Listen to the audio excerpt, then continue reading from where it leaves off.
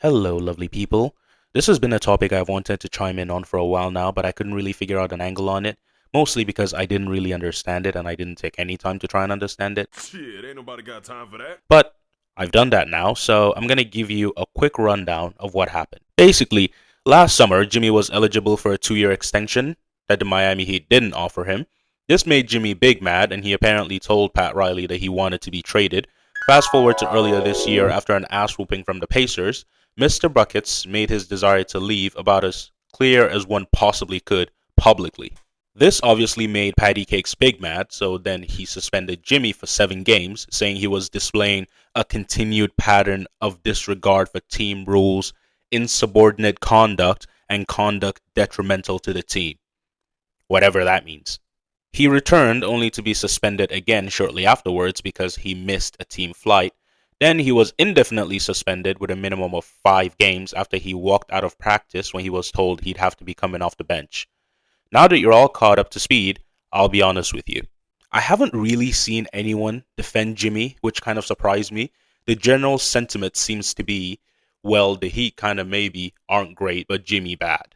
And I thought, shouldn't this be the other way around? But let's address the suspensions first.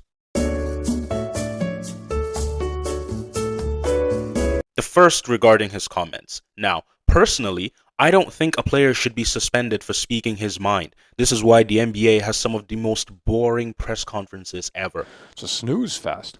Because they are terrified to open their mouths. I'd rather hear him say whatever dumb shit they want to say than constant, yeah, I think we just need to be consistent and play better. Uh, he missed some of his free throws, so we gotta do better at that. Something else painfully generic.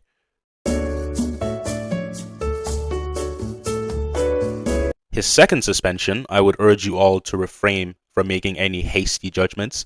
Chill. This is because you have to remember this is the same front office that got mad at Jimmy for his quote unquote freestyle behavior regarding team flights when he was literally just visiting his terminally ill father. Like, that's ridiculous. That just makes no fucking sense. As for his third suspension, I want you to look me dead in the eye and tell me if you were told you'd have to start coming off the bench for Haywood fucking Highsmith, Look at this dude. you wouldn't do the same. I genuinely fail to see how you could possibly place the majority of blame on Jimmy here. People bring up his past relationships and all the teams he's left, but I think it's just because no one actually bothers looking into why all of those things happened. Let's start with the Bulls. The season he left the Bulls, they were coming off a playoff run where his teammates were clearly the missing link, and he's like, get me some help. And the best they could do for him were a shadow of D Wade and Rajon fucking Rondo. His whole problem with the Bulls was that they were never serious about winning, a trend that I'm sure you can see continues to this day. What about Minnesota? Basically more of the same. His teammates were selling, he was being paid third or fourth option money to play like a first option in the playoffs, and he wanted the bag and Minnesota didn't want to give him the bag, so he left. I fail to see the problem here. What would you rather have had him do? Stay there and just not be happy? Because, I mean, the Timberwolves went from not making the playoffs before he got there to making the playoffs, and then back to not making the playoffs after he left. The same thing happened in Philly. He was the second best player on that playoff team, so when he says Tobias Harris over me, he's 100% correct.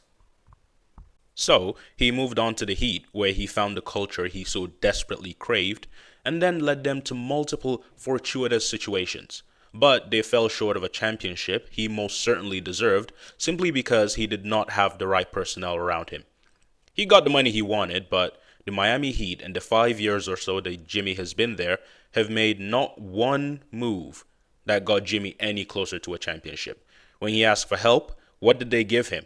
Josh fucking Richardson? Still, he was satisfied with at least being paid, and when you need him the most, he always showed up. People act like this came out of nowhere. He asked privately to be traded. He did all the little bitchy shit superstars do when they want to be traded. He tried to do it the right way, and when that didn't work, he said, fuck it, I'm not happy. He didn't say you have to pay me. He said pay me or let me leave. How is that not reasonable? Let me ask you this, dear viewer. How many of you have found yourself in a situation where you get hired with one job title, yet you end up doing the work of like four different people?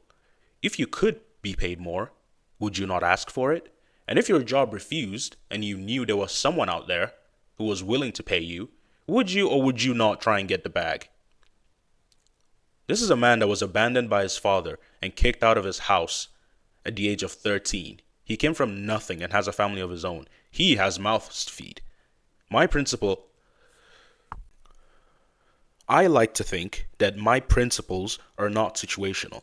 So, in the same way that if you were in his situation, making $10 an hour, I would support you.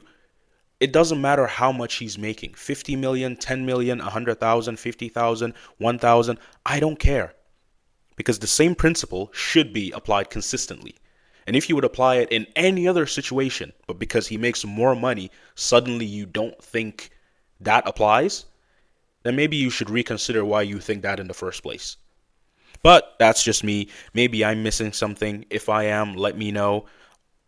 Thank you for watching, and goodbye.